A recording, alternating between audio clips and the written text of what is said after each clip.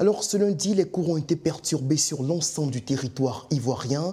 Botro, Yamoussoukro, Saint-Fra, Lakota, un peu partout. Il n'y a pas eu cours, les élèves sont sortis manifester, parfois même pour déloger leurs camarades dans les écoles privées. Alors, Soro Djabiga, est-ce que vous avez pu faire un point, un suivi plus ou moins global de la situation à l'échelle nationale? Oui, chers confrères, de façon globale, nous pouvons dire que le mot d'ordre de grève a été respecté. À Sinimatiali, à Saint-Fra, à Boto, dans les derniers Djuablin, où le mot d'ordre a été respecté, mais à 100%. Et c'est un peu déplorable parce qu'on a vu un peu la communication sur la page du ministère de la fonction publique, dans lequel la ministre disait qu'il faut donner la voie à la négociation. Je trouve cela un peu tardif. Il faut dire que le bras de fer entre les enseignants, les syndicalistes, disons, et le gouvernement est classique, mais il est révélateur d'un problème structurel. Parce qu'en Côte d'Ivoire, depuis un certain moment, sinon depuis longtemps, les enseignants revendiquent des droits qui sont malheureusement basiques. Quand je parle de droits basiques, je vais parler de la revalorisation salariale, de l'amélioration de leurs conditions de travail, l'amélioration de leurs conditions de vie. On devrait les écouter. Parce que nous avons l'impression que le gouvernement voulait faire un peu de bluff, mais ça n'a pas marché. Ça n'a pas marché parce que les enseignants ont en main un levier qui est important, le boycott des cours. Ça a une répercussion très grave sur l'éducation des enfants, sur la tenue du programme. Parce que quand on lance l'année scolaire, c'est près de 52 à 54 semaines.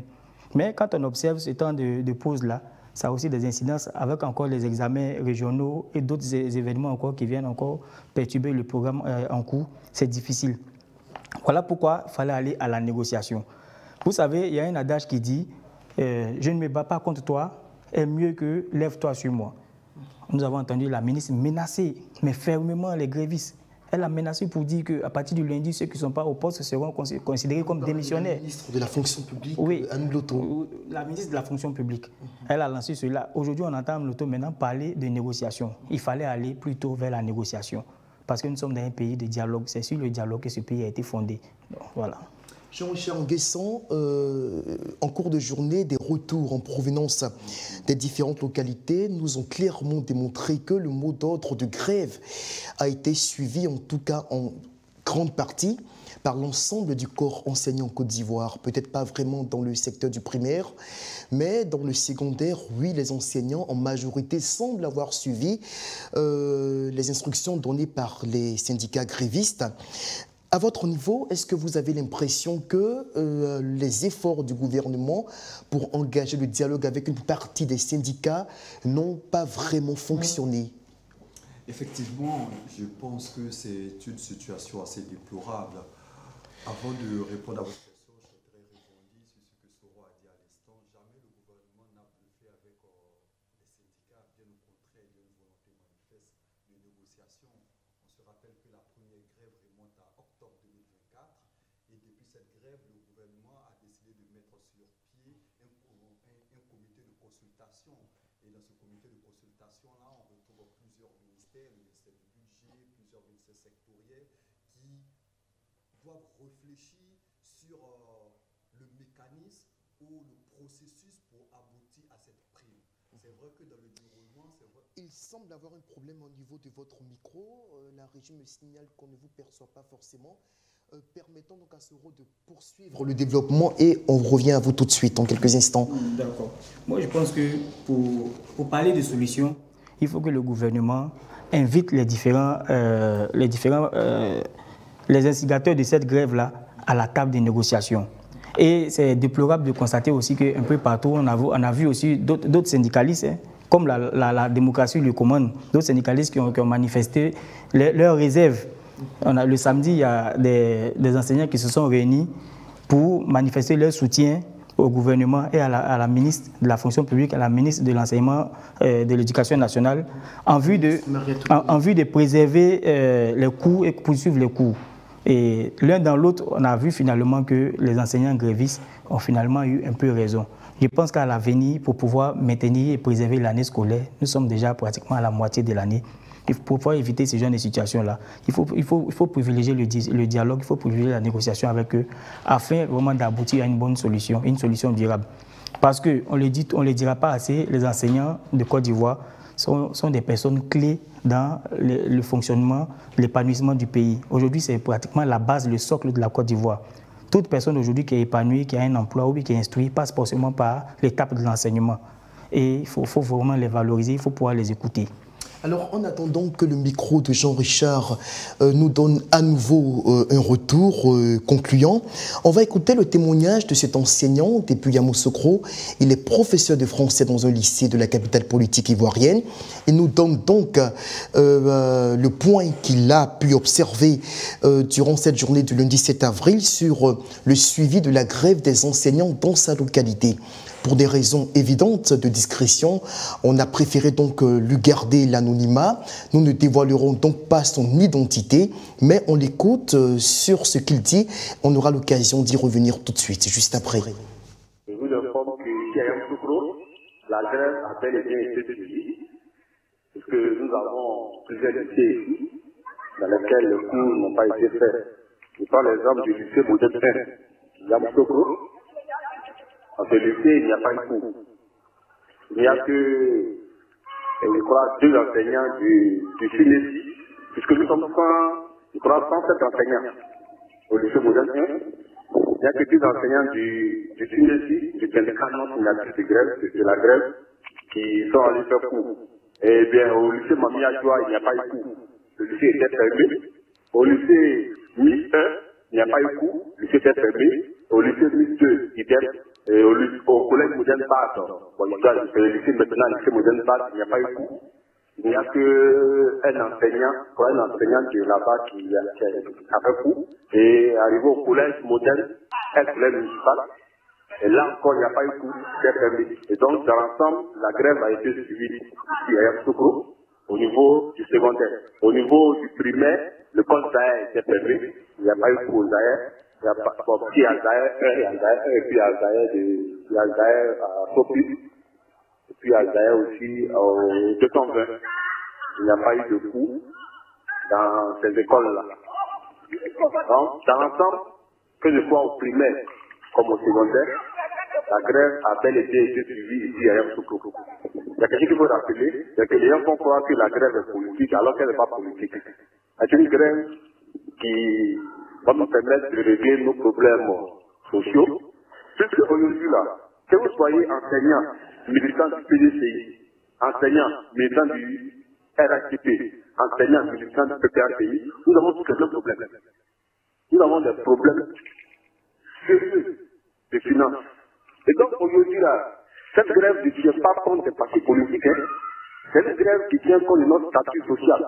Et donc c'est faux. Lorsque les gens nous disent que la grève là est politisée, eh ben, moi-même, je les amis, ils ont dit RITP, qui font la grève, vous comprenez un peu. Donc il faut comprendre que cette grève n'est pas politisée, c'est une grève qui va permettre de régler les problèmes financiers des enseignants, parce que nous souffrons assez.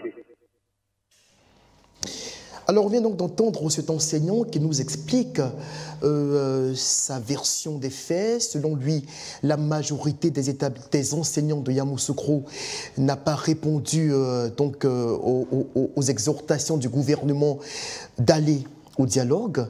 Alors la plupart ont voulu donc suivre le mot d'ordre de grève lancé par les syndicats grévistes. À partir de là, il estime que ce n'est pas une question d'appartenance politique. Pour lui, cela transcende clairement les différentes obédiences politiques. Quels que soient les partis, dit-il, tous sont concernés par les mêmes revendications et besoins corporatistes. Jean-Richard Nguessan, quelle est votre lecture du témoignage de celui que l'on vient d'écouter? Moi, je pense que c'est une situation assez malheureuse. On aurait pu éviter cette situation si on s'engouffrait résolument dans la voie du dialogue. Fort malheureusement, il y a eu un dialogue de sourds entre le gouvernement et un groupe de grévistes. C'est fort dommage. Je disais d'entrée de propos que la première grève remontait à octobre 2024 et depuis cette grève, il y a eu une volonté du côté du ministère de la fonction publique, du gouvernement en général, de répondre favorablement à cette volonté des enseignants. On sait que le corps enseignant est un corps assez important en Côte d'Ivoire. Sur les plus de 300 000 fonctionnaires, il y a plus de 150 000 enseignants, c'est énorme. Et on sait plus ou moins que c'est un corps qui donne beaucoup à la Côte d'Ivoire. On connaît leurs difficultés, on ne cesse de le ressasser.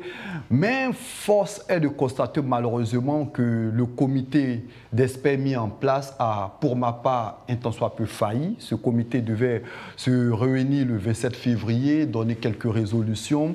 Ce groupe de grévistes estime que, comme le disait Soro à l'instant, le gouvernement ne joue pas franc jeu. On approche de la fin d'année. On connaît plus ou moins la date, le calendrier des examens de fin d'année. On sait que le 19 mai prochain, c'est le CEP. Ensuite, on passera au BPC fin mai, ensuite au baccalauréat. Et les enseignants estiment, les syndicalistes estiment qu'il n'y a pas d'avancée notable. Je pense qu'au lieu de ce bras de fer, la ministre Anne Oloto aurait pu, d'entrée de jeu, ouvrir la voie de la négociation. Fort malheureusement, elle a décidé d'être assez forte, assez dure dans ce communiqué. Et puis, assez malheureusement, aujourd'hui, on observe que ce soit à Yamoussoukro, j'ai eu des informations, que ce soit au lycée municipal de Koumassi, dans bien d'autres lycées, eh bien, on a regardé avec un pincement au cœur le débrayage des enseignants. Il y a une réalité qu'il ne faut pas omettre. On apprend de sources gouvernementales que si l'État devait s'atteler à satisfaire les demandes de ses enseignants en termes de paiement de primes d'incitation, on ne serait pas loin de la bagatelle de 400 milliards de francs CFA, sinon 440 milliards de francs CFA. Quand dans un pays comme la Côte d'Ivoire qui fait face à des difficultés, notamment dans son endettement public, l'État doit supporter ces charges supplémentaires qui sont lourdes. Est-ce que les demandes, les exigences des enseignants à l'heure actuelle ne sont pas de trop pour les finances publiques? Oui, on peut dire que ces exigences-là sont de trop, mais tout se joue dans la négociation. Vous savez, dans les grèves, tout se joue dans la négociation. Ce sont des jeux, des revendications et des points. On pose des points, le gouvernement pose aussi des pions et on avance en essayant, chacun de son côté, d'avoir des gains. Donc, les grévistes, les syndicalistes ont posé leurs pions. C'est au gouvernement, en fonction de ses ressources et en fonction de ses perspectives, de pouvoir négocier avec eux et trouver le juste milieu. Mais il ne faut pas rompre le dialogue. La mobilisation des ressources, c'est l'apanage du gouvernement, des grands économistes et de toutes les têtes pensantes que nous avons en Côte d'Ivoire. Nous avons des ressources à l'extérieur. Le président de la République sait chercher les ressources aussi, sait chercher des fonds auprès des partenaires, des bailleurs de fonds. On sait tous comment le budget est voté. On sait tous aujourd'hui comment les salaires se payent. Donc, il ne faut pas rompre le dialogue, il faut négocier avec eux. Si on ne peut pas tout payer, on peut leur dire, bon, voici la situation. Il faut leur présenter la situation. Ce sont des enseignants, ce sont des grands intellectuels. On leur présente la situation telle qu'elle est, mais quand même, il faut leur concéder des acquis.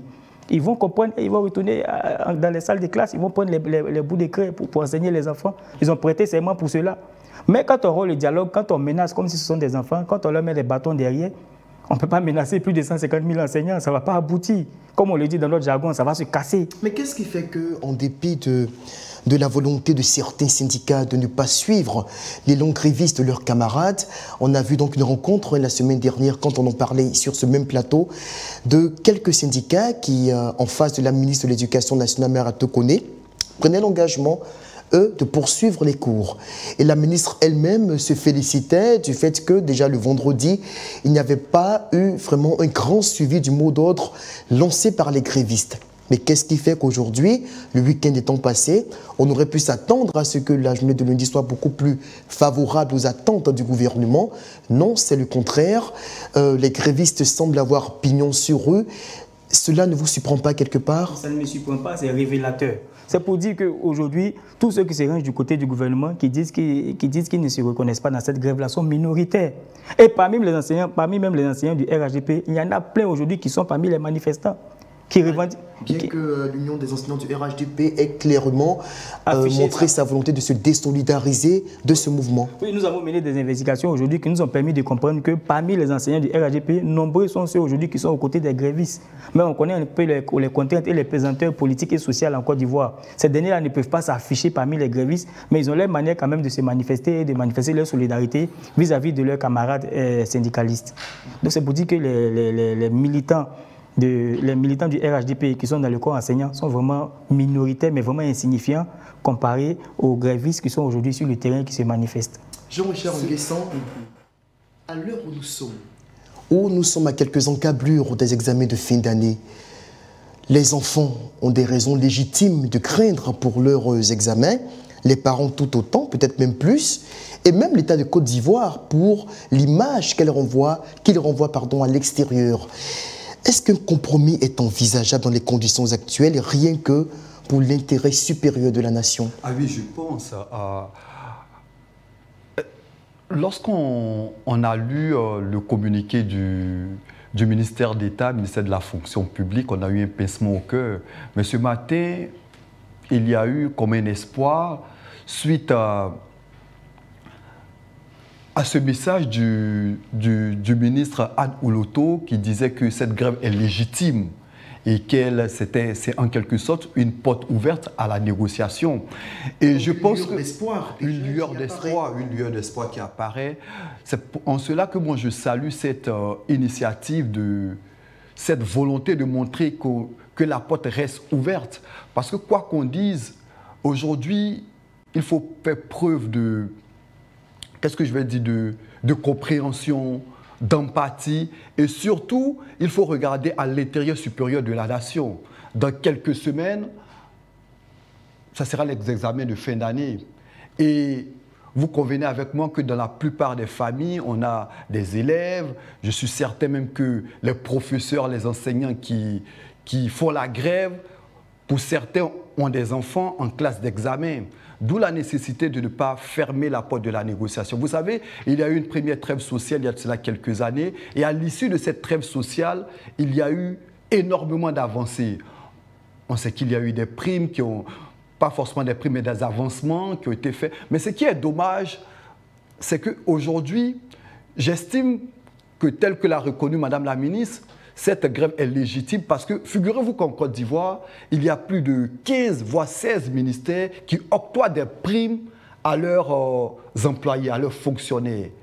Donc, il est quand même assez difficile de comprendre qu'au niveau du corps enseignant, il n'y ait pas de primes. Plus de 150 000 fonctionnaires. On sait, pour avoir été élève au nord de la Côte d'Ivoire, dans une région assez reculée, dans un village assez reculé, où il n'y avait ni eau, ni électricité, accès assez difficile, mais on voit que les enseignants ont cette volonté-là de travailler.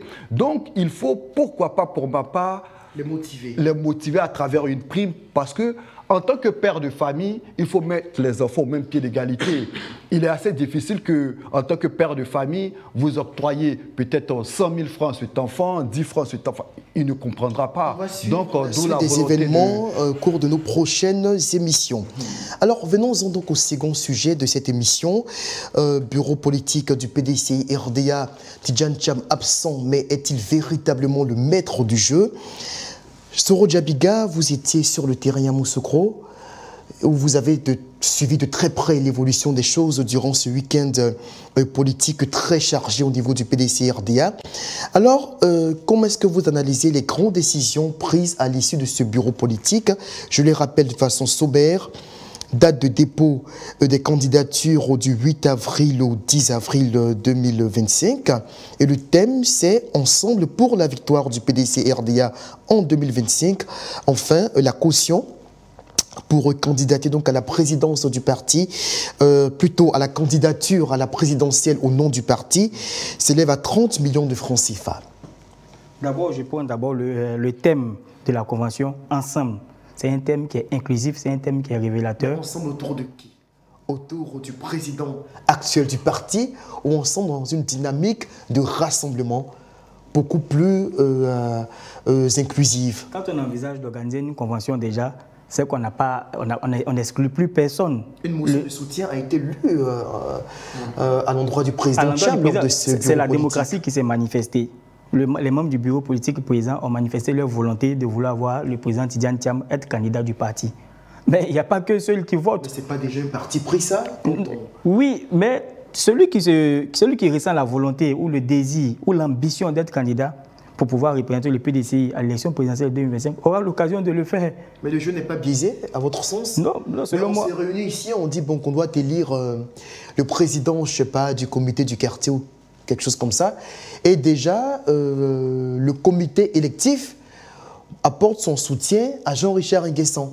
Vous, adversaire putatif de M. Nguessan, est-ce que vous aurez le courage de dire mais je pars à un scrutin équitable? Oui, mais c'est le jeu de la démocratie. Tidjane Thiam a été élu avec plus de 96%, je ne cesse de le répéter. C'est normal qu'il soit plébiscité comme ça au bureau politique. Il n'y a rien de nouveau. Et les gens ont évoqué son absence au bureau politique. C'est un faux débat. La politique, de nos jours, nous sommes arrivés aujourd'hui, c'est une question de positionnement et de stratégie. Tidjane Thiam aujourd'hui est en train d'imposer un nouveau souffle, une nouvelle stratégie au niveau du PDCI. On n'a pas besoin d'être toujours présent, on n'a pas besoin d'avoir la même mise sur l'organisation pour pouvoir la diriger. Il reste un peu derrière et il met ses lieutenants au devant. Vous voyez? Et ça marche. Aujourd'hui, Tidjane Thiam est un leader. Il n'avait pas besoin d'être présent pour qu'on lise ces motions-là, pour qu'on dise tout ce que vous avez pu entendre. Et le jeu politique est ouvert. Tous ceux qui contestent le leadership de Tidjane Thiam ou tous ceux qui désirent être candidats auront l'occasion de le faire. Ça a été fixé à 30 millions. Si Tidjane Thiam a les moyens, il va payer les 30 millions. Si un autre candidat a les moyens, il va aussi payer les 30 millions pour aller combattre Tidjane Thiam à la loyale et être candidat du parti. Jean-Richard Nguessan, on part à une convention élective à la loyale? Je dirais oui, pourquoi pas, parce que le jeu reste ouvert. Le jeu reste ouvert. Bon, je salue déjà cette initiative, ce bureau politique qui a été appelé par de nombreuses personnes. C'est vrai que ce bureau politique a été critiqué d'entrée de jeu par Jean-Louis Billon à travers un post sur différents réseaux. On aurait bien aimé voir Valérie Yapo à ce bureau politique. Malheureusement, il n'y était pas. On aurait aimé voir le président même Thiam. Il dit que ce n'était pas grave. Bon, pour ma part, j'ai été perdu par ce dossier. Par son absence. Je pense qu'avec tout ce qui se raconte, toutes les supputations, il suscite de la controverse. Sa personne suscite des passions. J'aurais bien aimé qu'il soit là. Fort malheureusement, je me pose la question, celle de savoir... Revenir justement sur son absence, puisqu'on en parlera tout à l'heure. Le thème, ensemble. Tout à l'heure, j'ai posé la question à Soro. Ensemble... pour rappeler-moi le thème là, je ne l'ai plus vraiment. Mais quand on dit ensemble, pour la victoire du parti en 2025, est-ce que cet ensemble-là, autour de qui? Autour de Thiam? Autour du candidat qui sera désigné. Oui, autour du candidat qui sera désigné, mais quoi qu'on dise, Tidjane Thiam est celui qui incarne aujourd'hui le PDCI, quoi qu'on dise. Et ce n'est pas nouveau. Au PDCI, le président du parti a toujours été candidat du parti. Pourquoi on fait comme si c'est nouveau? C'est vrai qu'aujourd'hui, il n'y a pas pipé. Pour ceux qui les dés n'étaient pas pipés hier pour Bédier. Les dés n'ont été pipés hier pour confronter Thiam dans les urnes. On veut donner l'impression qu'il est en train de piper les dés. Oui et non, parce que quoi qu'on dise, Tidjane Thiam a le soutien de la plupart des membres du bureau politique. Et c'est tout à moi, je n'ai pas été surpris de cette motion qui appelait à sa candidature pour les élections présidentielles. Je ne suis aucunement surpris. C'est vrai que... Justement, mais dans ces conditions, moi, Jean-Louis Billon, ou moi, une autre personnalité du parti, est-ce que je me dis, vraiment, ce n'est pas la peine? Je me retire j'estime que le contexte n'est pas favorable pour que je me présente dans des conditions loyales, parce que je vais à une convention élective où déjà ceux qui sont censés désigner le candidat ont déjà affiché leur camp, leur position. On attend de voir la posture du candidat Jean-Louis Billon, on attend de voir sa posture, mais il serait vraiment dommage que Jean-Louis Billon ne parte pas à cette convention. Je pense qu'il serait vraiment dommage. Vous touchez justement le point auquel nous sommes arrivés. Est-ce qu'il faut s'attendre à la candidature de Jean-Louis Billon? Répondez-y puisque vous avez déjà entamé... Déjà, il est dans une posture assez critique vis-à-vis du parti. Il a fait une sortie à quelques minutes du bureau politique pour dénoncer l'absence du président Thiam. Il se posait la question, qu'est-ce qui pouvait bien retenir le président Thiam hors des frontières ivoiriennes, alors que ce bureau politique était censé être son premier bureau politique. C'est fort dommage, mais je comprends aussi sa peine. Mais ce qu'il faut retenir, c'est que le PDCI, quoi qu'on dise, est un parti assez fort. C'est vrai que les textes ne demande pas forcément à Tidjane Thiam d'être là. Selon l'article 81 du PDC, Parlons il peut... spécifiquement de la candidature de Jean-Luc Billon. Est-ce qu'il sera candidat? Je pense que ça... Dans tous les cas, je pense que Jean-Louis Billon est dans une posture où, quel que soit ce qui va se passer au niveau du PDC, il se prépare à être candidat aux prochaines élections. Dans sa démarche, dans ses différentes sorties, dans les meetings qu'il anime, on voit quelqu'un qui est déjà dans une posture pour les élections présidentielles d'octobre 2026. Un cacabébis en 2026. Pas forcément un cacabébis, mais c'est quelqu'un qui trace sa route, qui montre de dire, puisque une certaine volonté. S'il n'est pas investi par sa famille politique et qu'il part en indépendant, parce que vous dites que quel que soit le schéma qui se présente à lui, il devrait faire acte de candidature, ce que rien ne l'en empêche fondamentalement, même s'il n'est pas candidat au nom du PDC-RDA, c'est un cacabébis que nous pourrions avoir en 2025. Pourquoi pas? Vous savez, Jean-Luc Billon, depuis le début de cette crise-là, a toujours bien joué son jeu, mais je vous le dis, il n'osera jamais se présenter contre Tidjane Thiam à la convention. Vous savez pourquoi? Cette conviction vous savez pourquoi? indécrottable. Vous savez pourquoi? Parce que la convention va permettre de connaître sa vraie valeur. Jusque-là, il y a un mythe qui est entretenu autour de son potentiel politique au niveau du PDCI. Parce qu'il n'a pas été vraiment jaugé, il n'est pas allé contre Tidjane Thiam au dernier bureau, au dernier congrès, comme l'a fait par exemple Yassé et autres. Mais dès que Jean-Luc Billon se lance dans cette compétition-là, il sera humilié. Parce que Jean-Luc Billon pèse quoi aujourd'hui dans la balance? Non, nous sommes en démocratie, je suis sur un plateau, je dis ce que je ressens. Je veux dire, même pour le sort qui pourrait lui être réservé, vous ne pensez pas quand même qu'il peut inquiéter Thiam dans même pas. les urnes? Quand même, Thiam a été élu à plus de 96%. S'il essaie d'aller, tout le monde connaîtra son vrai poids politique. Et là, il n'aura plus assez de force pour pouvoir contredire, pour pouvoir dire certaines choses. Aujourd'hui, il y a un mythe qui est entretenu autour de lui, parce que c'est quand même le plus gros employeur. Il a vraiment un grand nom au niveau de la Côte d'Ivoire. Mais il y aura des chiffres qui seront associés à son image, à son profil, au sortir de là. Donc, il va continuer de dénoncer. À un moment, vous aurez l'impression qu'il va commencer à verser maintenant dans la victimisation et autres. Mais c'est toujours dans son jeu. Mais commettre l'erreur d'aller à cette élection-là, ça serait de se tuer politiquement. La vraie problématique qui demeure et dont on ne parle pas vraiment donc à l'issue de ce bureau politique, si M. Billon décide, ou tout autre candidat, bon parlons de M. Billon particulièrement, puisque c'est de lui qu'il s'agit, de se lancer à la candidature face à Tidjane Thiam, cela reviendrait pour lui à reconnaître la légalité de M. Thiam et donc du bureau politique, puisqu'on a Valérie Yapo qui estime que même le bureau politique qui vient de se tenir est illégal. Bon, certains dénoncent des accointances entre Mme Yapo et Jean-Luc Billon. Jean-Luc Billon qui y va, est-ce que cela désarme quelque part Valérie Yapo? Moi, j'espère que dans tous les cas, qu'au niveau du PDCI, les uns et les autres réussiront à colmater les brèches de la division, parce que on espère voir un PDCI assez fort face à un pouvoir RHDP qui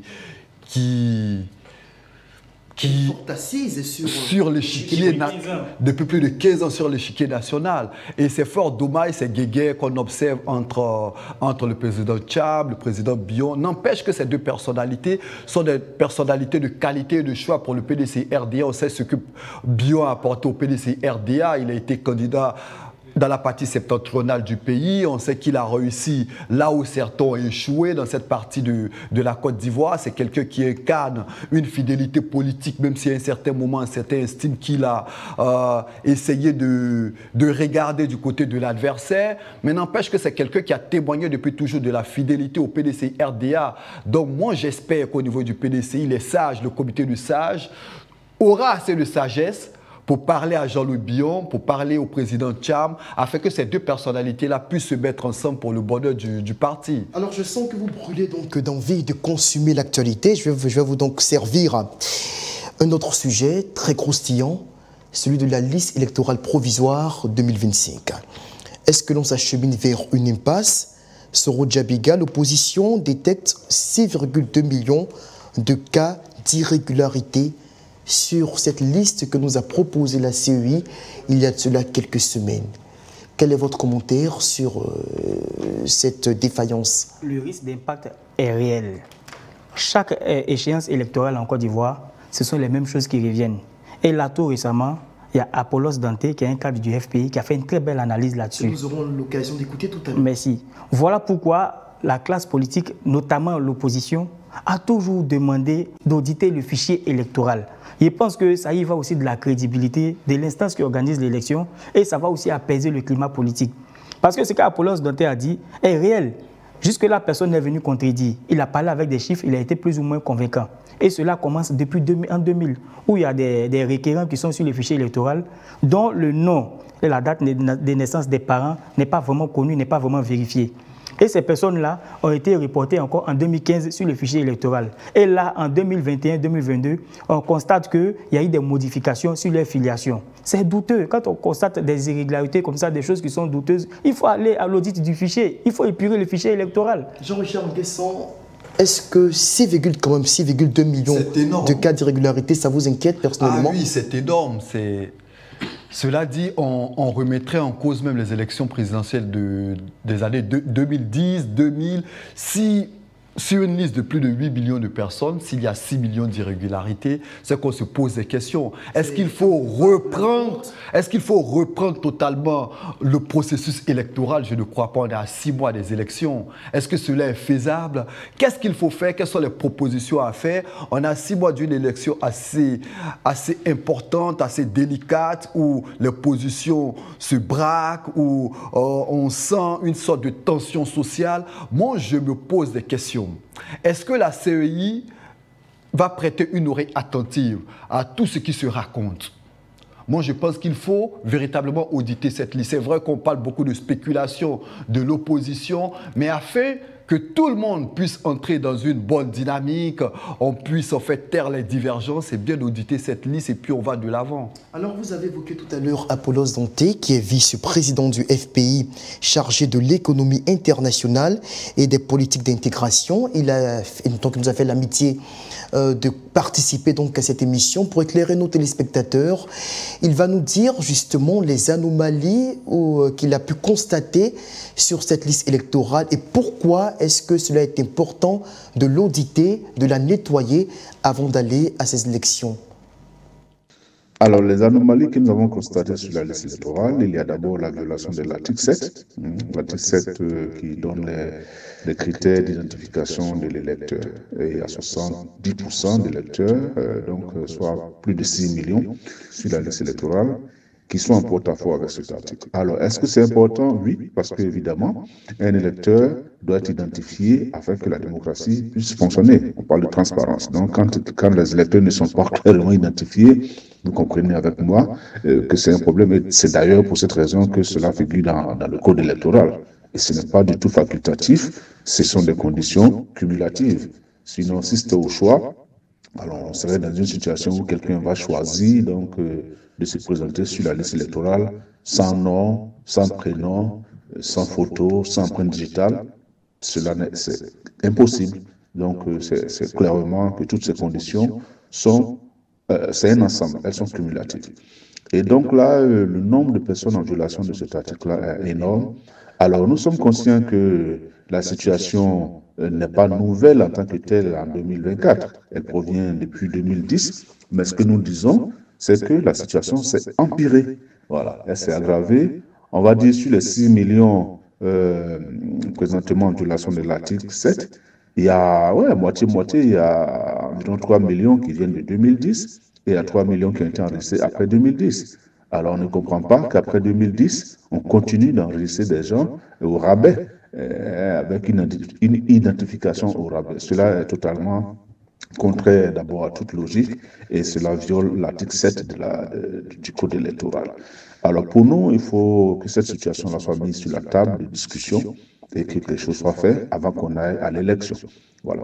Et donc, nous ne sommes pas convaincus que la CEI prenne ce problème-là au sérieux. Sinon, elle aurait au moins accordé de l'importance au résultat donc, de nos travaux que nous avons essayé de lui remettre et qu'elle a mis beaucoup d'embûches sur notre chemin. Mais nous sommes quand même parvenus a fait enregistrer certaines de ces anomalies dans les régions, dans les CEL, et donc nous espérons que la CEI va les analyser et va nous appeler pour qu'on déroule encore plus de détails de ce que nous avons cherché et trouvé. Soro Djabiga, quand on écoute Apollos Danté donc développer tous ces points qui sont quand même critiques, il faut le dire, il semble que cette question de la liste électorale telle qu'elle se présente aujourd'hui préoccupe énormément l'opposition, et en partie, enfin tous les partis, mais puisque là nous avons échangé avec le vice-président du Fonds populaire ivoirien, version Pascal Affi-N'Guessan, tendance Pascal Affi-N'Guessan, il semble que véritablement l'inquiétude soit très forte et qu'on se dise dans le camp de l'opposition, notamment de la CAPSI, puisque le FPI en fait partie, une coalition qui est chapeautée par le PDC-RDA de Tidjane Thiam, qu'aller à des élections dans ces conditions, c'est signer un pacte avec le pourrissement de la situation. Dans cette situation où nous sommes aujourd'hui, c'est inquiétant et ça dépeint les risques que la population court, que la Côte d'Ivoire court pour l'élection de 2025. L'opposition crie à la manipulation pendant que le gouvernement, le pouvoir en place, défend la régularité du système électoral. Sans consensus sur le fichier électoral, il n'y aura pas d'élection apaisée, il n'y aura pas d'élection crédible. Et là, nous courons tout droit vers une crise. Et je pense qu'il est important aujourd'hui que le gouvernement prenne conscience des dangers que nous courons et qu'on rejette un regard rétrospectif sur ce que nous avons vécu en 2010 pour pouvoir vraiment apaiser la situation. Parce qu'aujourd'hui, l'opposition est informelle. Quand on prend le cas des cadres du PPAC, que ce soit l'ex-ministre Kone Katina, que ce soit l'ex-ministre Danon Didier et autres, ils disent et ils sont fermes, la candidature de Laurent Gbagbo à l'élection de 2025 est non négociable. De son côté, le PDCI maintient mais fermement sa position par rapport à la candidature du président Tidjane Thiam, alors qu'on entend dans les coulisses qu'il va être retiré, parce que là ce soir, nous avons appris qu'il y a eu 150 recours qui ont été posés contre lui, des citoyens ivoiriens qui demandent son retrait de la liste électorale, parce que selon eux, il aurait fraudé pour être sur le fichier électoral. Si Tidjane Thiam est retiré à cause de ces recours-là, ça va porter encore un discrédit sur la CEI, parce qu'on dit qu'il a fraudé pour être sur le fichier électoral. S'il a fraudé, c'est que la CEI a manqué de professionnalisme. Il y a tout ça, il y a tous ces problèmes-là. Alors que quand j'ai parlé de consensus, le consensus implique beaucoup de décisions, beaucoup d'arrangements, beaucoup de managements pour pouvoir aboutir à une solution paisible qui arrangerait tout le monde. Jean-Michel N'Guessan, est-ce qu'une révision de la liste électorale s'impose pour aller à des élections apaisées, pour que les Ivoiriens puissent se dire en octobre prochain, on ira aux urnes, l'esprit convaincu que nos votes seront d'abord avec une liste propre, ensuite que nos votes seront respectés? Moi, je pense pour ma part que les revendications sont légitimes. Et pour ma part, je pense qu'on doit procéder à une analyse assez poussée de cette liste électorale. Mais je me pose toutefois des questions. Quand on met en doute la présence de plus de 6 millions de personnes, c'est quand même énorme. Et ces différentes personnes ont participé aux élections de 2010, de 2015, de 2020. Il y a eu un consensus. Et sur la base d'un consensus, ces personnes ont participé aux différentes élections. Pourquoi aujourd'hui on veut retirer ces différentes personnes de la liste? Je me pose une question. Non, si on retire ces il y a eu une modification personnes, au niveau de leur situation. Sinon, on n'a pas demandé de les retirer. On constate des irrégularités qui semblent évidentes. Certes, il y a des irrégularités. C'est pourquoi j'appelle à la CEI. La CEI doit lever toute suspicion. La CEI doit avoir une oreille assez attentive. La CEI doit rassurer. Ce qu'il faut faire, c'est de réunir les partis pour aller au consensus. C'est vrai qu'aujourd'hui, à 6 mois faire des concessions peut-être du genre à 6 mois on ne procède pas à une nouvelle révision de liste électorale, mais dans le même temps, on permet à... Bon, après, cela relève aussi du politique. On permet à telle personne de figurer sur la liste. Est-ce que cela résout le problème? Parce que le fond du problème, c'est le fichier électoral. Parce qu'après aussi, il faut de part et d'autre de la sagesse. Et aussi mettre en avant l'intérêt supérieur de la nation.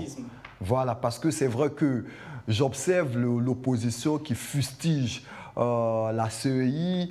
L'opposition aussi gagnerait à faire aussi des concessions, parce que depuis, cette liste a été utilisée pour les élections qui les différentes élections de 2023, de 2020, de 2015 et de... Les irrégularités qui ont été observées en 2023 ont été reconduites encore cette année. Donc il y a un problème. Alors, certains cadres de l'opposition, notamment du camp du FPI, avec le vice-président Kwakoukra, ou encore du côté du COGEP, aussi avec Patrice Araka, n'écartent pas la possibilité de proposer, si besoin s'en faisait sentir, le report de la présidentielle de quelques mois, justement pour procéder à des réaménagements techniques. Qu'est-ce qu'en pense Apollos Danté? Il nous donne sa réponse sur ce sujet qui, ma foi, est extrêmement sensible et déterminant peut-être pour aller à des élections sincères.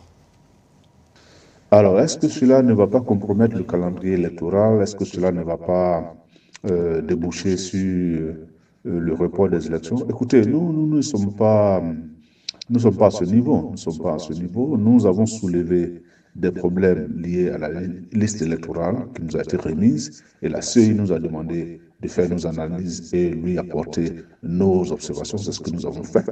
Et donc, si cela nécessite un dialogue national, oui, nous souhaitons cela d'ailleurs. Alors, on ne peut pas anticiper déjà sur les conclusions de ce que cela pourrait donner. Mais pour nous, le plus important, c'est qu'on ait une liste électorale transparente, une liste électorale qui respecte la loi, une liste électorale où les électeurs sont identifiés, qu'on sache qui vote et non des encagoulés qui vont voter une élection si importante. Voilà, donc nous n'entrons pas dans le débat maintenant de est-ce qu'il faut reporter, il ne faut pas reporter. Non, nous pensons que ça, ce n'est pas du ressort d'un parti, comme le Front populaire ivoirien le dit maintenant. Voilà, si la discussion arrive en son temps, on pourra avoir un avis à donner, mais pour l'instant, non, nous n'avons aucun avis à donner, étant donné que ça, ce sont des questions qui relèvent de la compétence du gouvernement.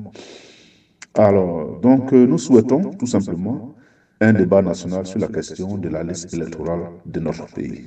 Cette liste électorale que nous avons présentement, elle n'est pas digne de la Côte d'Ivoire, elle ne peut pas garantir des élections transparentes parce qu'elle-même n'est pas transparente.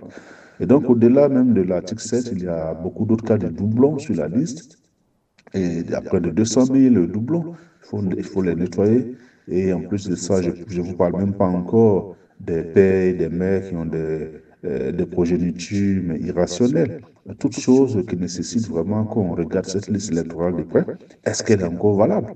Voilà, moi je pense qu'il faut vraiment qu'on soit honnête avec nous-mêmes pour dire que la Côte d'Ivoire est un pays trop avancé pour avoir une telle liste électorale vraiment folklorique. Alors, une liste électorale sincère, assainie, au risque de voir les élections être reportées, Jean-Richard Nguessan, ou des élections à tout prix? Moi, je pense que certes, il y a des incohérences sur cette liste au regard de l'article 5 du Code électoral, mais parler de report, je ne crois pas. Parler de report, je ne crois pas. Je pense que l'opposition gagnerait à mettre tout de son côté pour aller à ces élections. Tout reste possible, c'est vrai. Je pense que l'opposition... Quelles que soient les conditions dans lesquelles on y va respecter la date d'octobre 2025. Forcément. C'est votre position. Forcément. Soro Diabiga? Moi, je pense que ce qui compte, ce n'est pas forcément respecter le calendrier constitutionnel qui a été fixé, mais c'est de préserver la paix, c'est de préserver la sécurité des Ivoiriens. Et quand j'ai parlé du consensus tout à l'heure, j'ai dit qu'il y a plusieurs lignes qui rentrent en compte dans le consensus. Je n'ai pas précisé. Mais personnellement, moi, je vois le report de l'élection. Et ça a toujours été mon avis parce que je pense que la CEI n'est pas prête pour organiser des élections apaisées qui rassurent l'opposition. Et là, pour pouvoir aboutir à ce niveau-là, il faut forcément un dialogue inclusif, réunir toutes les parties, discuter. Ce qui est important, c'est l'intérêt de la nation. Je l'ai déjà dit sur ce plateau-là. Être Ivoirien, c'est d'abord aimer la Côte d'Ivoire. Quand on aime la Côte d'Ivoire, on crée les conditions pour que les Ivoiriens vivent bien, pour que la Côte d'Ivoire se porte mieux.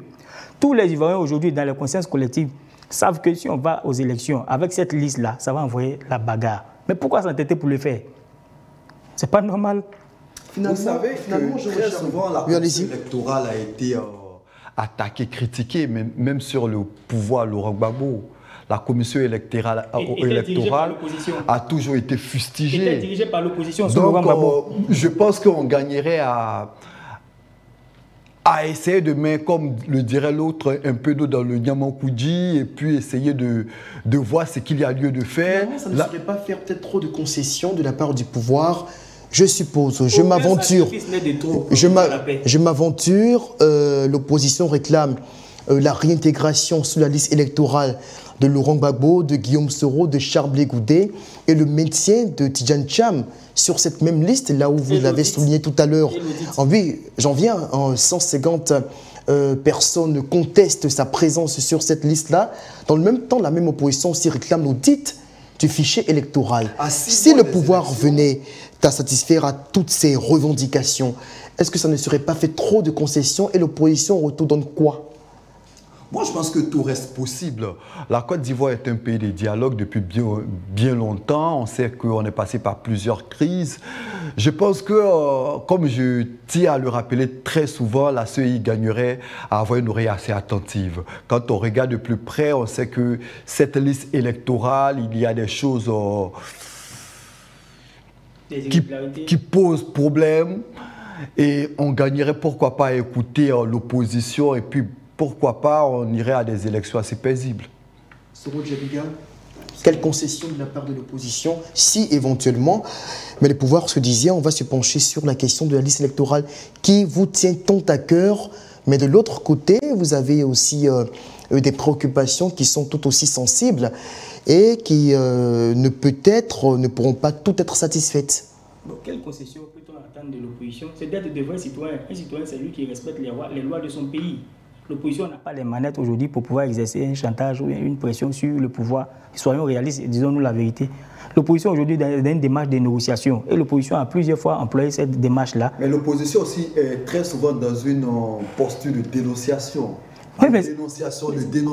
Vous savez, dans toutes les nations, l'opposition joue son rôle. En dénonçant, l'opposition permet aussi au régime qui dirige de pouvoir être vraiment sur la ligne droite. L'opposition joue vraiment un rôle. Cette opposition est un peu trop rigide et disciplinée. Je trouve que l'opposition en place aujourd'hui est disciplinée, il faut le dire. Voilà. Qu'est-ce qui la diffère de l'opposition d'autant? Non, je n'ai pas envie de revenir en arrière, mais je trouve que l'opposition est disciplinée. L'opposition respecte les règles. Quand on leur demande de ne pas manifester, elle ne manifeste pas. Quand la loi leur permet de manifester, ils manifestent. Il faut l'observer aujourd'hui, il faut avoir vraiment l'honnêteté de le dire. Et l'opposition aujourd'hui demande un certain nombre de choses. L'intégration de Laurent Gbagbo sur la liste, de Charles Blé Goudé, de Guillaume Soro, le maintien de Tidjane Thiam, l'audit du fichier électoral. Ce n'est pas trop demandé. Aucun sacrifice n'est de trop pour pouvoir aboutir à la paix, pour pouvoir préserver la paix. C'est peut-être forcer quand même la main au chef de l'État, non? Mais le chef de l'État, il aime la Côte d'Ivoire, il ne veut pas que la Côte d'Ivoire soit embrasée. L'opposition gagnera aussi à se préparer à toutes les éventualités. Quelle éventualité, par exemple? Toutes les éventualités, au cas où... Violer les droits des gens, les retirer de la liste électorale. Changer de champion, pourquoi pas? Il faut s'attendre à toutes les éventualités. Pourquoi voulez-vous qu'on accepte la violation de leurs droits? On l'a vu au Sénégal. Il y avait une situation qui prévalait. Il y a eu un changement de posture. Deux partis au Sénégal, mais dans le même temps, là c'était le PASTEF là. Mais là en Côte d'Ivoire, la même situation s'étend à plusieurs partis et les principales formations d'opposition. Le PDCRDA aujourd'hui est sur la sellette. Pareil pour le PPACI de Laurent Gbagbo, le COGEP de Guillaume Soro et le mouvement GPS, pardon, le COGEP de Charles Blé Goudé et le mouvement GPS, même si officiellement dissous, de Guillaume Soro.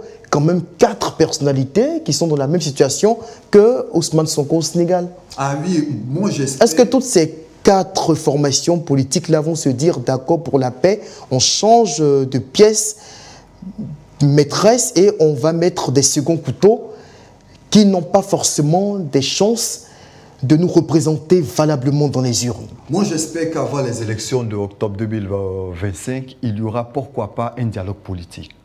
Et j'espère que, tout comme moi, plusieurs Ivoiriens l'appellent de leur vœu. Parce que ce que nous souhaitons, nous avons vécu tellement de crises. On se rappelle de la crise post-électorale de 2010. Et je pense qu'on ne souhaiterait pas retomber dans les mêmes travers. Donc, on espère véritablement qu'il y aura, pourquoi pas, des conciliations, des ententes de part et d'autre pour avancer allègrement vers des élections, comme j'aime à le dire, assez paisibles. Soro Djabiga, votre mot de fin? Bon, moi, je crois à la démocratie, je crois au patriotisme du président de la République et je pense qu'il va vraiment accorder une oreille attentive à l'opposition afin qu'on aboutisse à des élections apaisées. Vous êtes enfin confiant, optimiste. Je crois. Pour cette fois. Ouais. C'est comme une première de votre part. Oui, mais vous savez, les choses sont dynamiques. Jean-Richard. Vous savez, la Côte d'Ivoire a traversé bien de situations, bien de crises. On sait de là où la Côte d'Ivoire vient, on gagnerait pourquoi pas à s'asseoir autour d'une table, de dialoguer et puis de voir quels sont les problèmes qu'il faut résoudre pour le bonheur des Ivoiriens. Voilà, chers messieurs, c'est donc terminé pour aujourd'hui. Merci à vous, Soro Djabiga. Merci à vous, Jean-Richard Nguessan, monsieur Conciliation de ce plateau. Soro Djabiga, qui est toujours très percutant dans ses prises de position. On va se dire au revoir et on se retrouve demain pour développer d'autres sujets d'actualité. Peut-être les mêmes qu'on va reconduire en partie. Tout dépend de l'évolution des choses. D'ici là, portez-vous bien. On se dit au revoir et à demain, même heure, 19h45. On n'oublie pas également de vous rappeler que vous pouvez donc participer à notre émission en envoyant des messages WhatsApp, comme vous l'avez déjà fait d'ailleurs, au numéro qui s'affiche sur votre écran. Je vais le lire, le plus 225 01 51 28 66 98. Voilà, retenez le numéro et envoyez-nous des messages WhatsApp pour qu'on les lise à l'antenne. Ainsi, donnez vos avis sur les différents sujets qui sont égrenés pendant que nous sommes en plein débat. Au revoir.